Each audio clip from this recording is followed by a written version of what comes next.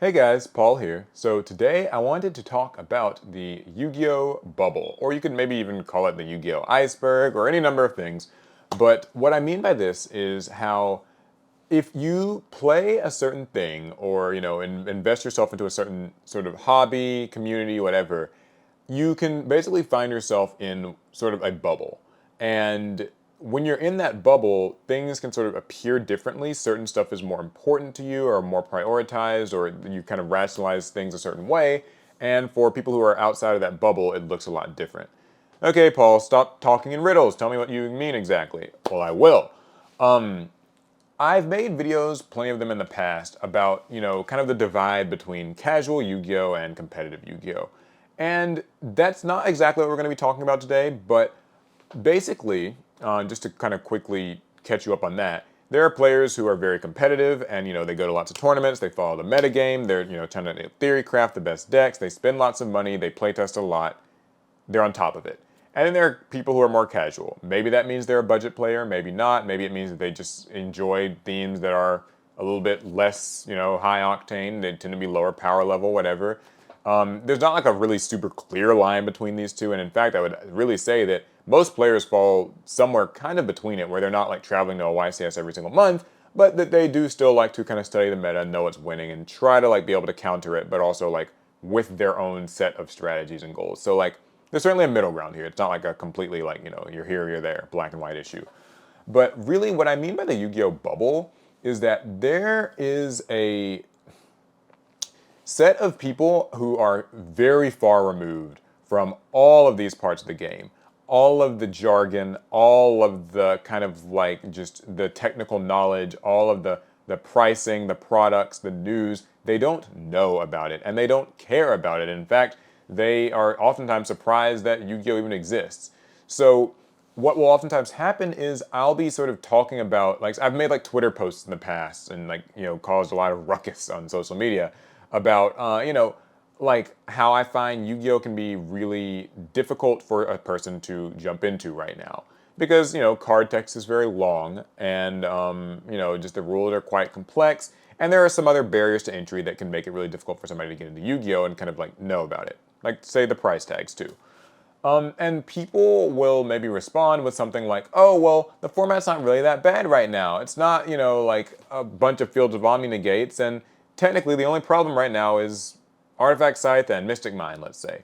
But that's, when people say that, I think that they're kind of missing the point that I'm making. And the point that I'm making is that for people on the outside of the Yu-Gi-Oh! Bubble, Yu-Gi-Oh! Is hard to get into.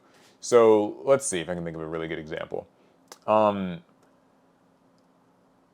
best decks, right, like, tiers, sprites, things like that, have, some really strong boards and stuff that they can make and some really long combos that could be pretty hard to follow, great, and all that.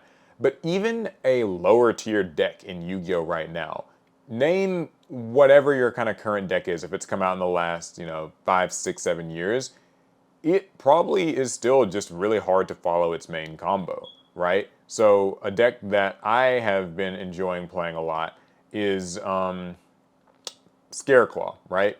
This is clearly a pretty like lower end strategy. It's nothing special, but the way that Scareclaw works is, you can normal summon a Scareclaw monster, right? And then you can link it away into their new Link 1 monster, and it will search your field spell, and then you can activate your field spell, and you use your field spell. It lets you search another monster. You'll probably search like Rykart, for instance. And then you can use Rykart's effect to summon itself, and then when it's summoned, it gets a search, and then you can like search for like their spell card. What is it? Scareclaw. The one that summons monsters from the grave. And so you use that and you get a Scareclaw monster back, and now you can make your Link 3 monster, and your Link 3 monster can summon another Scareclaw back, and then you have to explain to your opponent that, this thing switches everything to defense, it's unaffected by activated effects of defenses and monsters. Scareclaw monsters also give the Link monster more abilities, and they can summon themselves. And so you see where I'm going with this? Even a low tier deck today just has a lot of nuance and moving parts, and it's kind of tough for somebody to like hop into and understand like what some of this stuff means. I made the example in a video a few months back with like my Cyber Dragons. It's kind of the same way. Just normal summoning Cyber Dragon core, it still has like 3 different kind of parts to its effect that I have to explain, and then I have to search, and then I have to do some more stuff and search again and do some more stuff. And from the outside looking in, that can actually be really confusing for people and like overwhelming because like I didn't know Yu-Gi-Oh was like this. I thought you just sort of like summoned one monster and like attacked, or you summoned and you set. And I know people are gonna say, well, that's like caveman Yu-Gi-Oh, but the thing is, that's what a lot of people see Yu-Gi-Oh as from the outside. Or more, moreover, people sometimes wonder, why does Konami market so much nostalgia bait, right? Like, why are they always just making more and more DM stuff? They're just supporting Dark Magician and Blue Eyes and the God cards. That's all we ever get. And I want support for my obscure thing that came out in the last few years. Well, it's because it sells. And that's not, I'm not saying that as like, some super duper exclusive secret. I don't think it's, it seems pretty obvious, but I think people really underestimate just how much the field of people outside of this Yu-Gi-Oh bubble I'm talking about only recognize Dark Magician and Blue Eyes vaguely from their childhood, and Konami knows that pandering to them gets them sales. I'm not saying it's good or bad or that's right or wrong or that I like it or dislike it. I'm just saying like when you're in the Yu-Gi-Oh bubble, it's super duper easy to kind of lose sight of like how Yu-Gi-Oh looks to the average person and why those things can sort of influence Konami's decisions with the products that they make, and why I sometimes think Yu-Gi-Oh can be like really hard to access for someone these days. So there's plenty more examples where that came from. There's lots of jargon in Yu-Gi-Oh. Hand Trap, Omni Negate, Spell Speed 4, that's what people like to call things like droplets or Dark Ruler No More. Chain blocking, and all of these sort of phrases and terms and expectations that like, oh, I asked your card. Well, what does that mean to somebody who doesn't actually play Yu-Gi-Oh? So, I think that if you've played Yu-Gi-Oh for many years, this stuff is not really hard to decipher. You've just naturally learned it, and you say it, and like you go to locals every day, and everybody kind of talks this way, and we all know what we're talking about. But for somebody who's new, this stuff just might seem, what are they talking about? It's really hard to follow and doesn't really make a lot of sense. And the things that we consider to be issues, like only the egregious floodgates like Mystic Mine or like, Artifact Scythe or something, most casual players don't really know that those are or aren't problems. They are just more overwhelmed by the amount of text on cards or the size of the font on the cards and the fact that that just scares them away.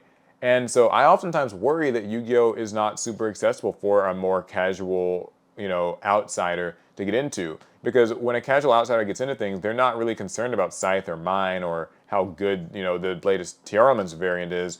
They're just interested in like what should they buy to get into things and how do they just play the game at a basic level.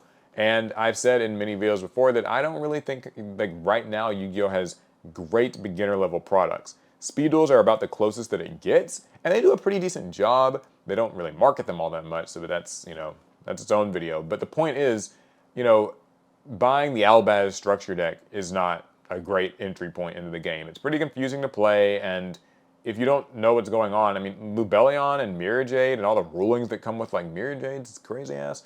Like, how are you gonna like learn how to figure that out? Just from buying like a single structure deck or even 3 structure decks. So what I guess mean to say, to wrap it all up, is that the Yu-Gi-Oh bubble, when you're in it, it's a little mesmerizing, and we forget just how deeply, entrenched into this community that we are. But for outsiders looking in, we all kind of just look like a bunch of hooligans. And I'm not saying like that's a bad thing. I'm within the Yu-Gi-Oh bubble. I'm just saying that the entry points are a little bit, the barriers to entry feel like they have gotten like a lot higher in recent years. And I contrast this to games like Pokemon and, where it feels like it's a little bit easier to hop into Pokemon, or even like Magic the Gathering with like a commander format. It feels like the products are a little bit friendlier, and there are formats that you can hop into that just feel low octane and like really hold your hand a bit more to get you into things.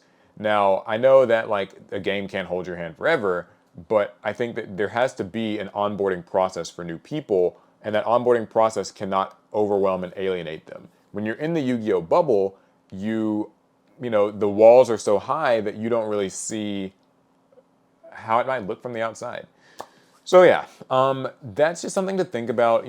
How deep would you say that you are in the Yu-Gi-Oh bubble? If you could leave a comment and let me know, at what point do you feel kind of someone is entrenched in Yu-Gi-Oh and they're a part of the community, the jargon, the market watches, the ban list waiting, the meta talk, the expectations that only really exist for the people within the group that completely just baffle the people outside of it. Interesting food for thought. I'd love to hear more. Okay, that's going to be it for today's video. I'll see you guys in the next one. Pass turn.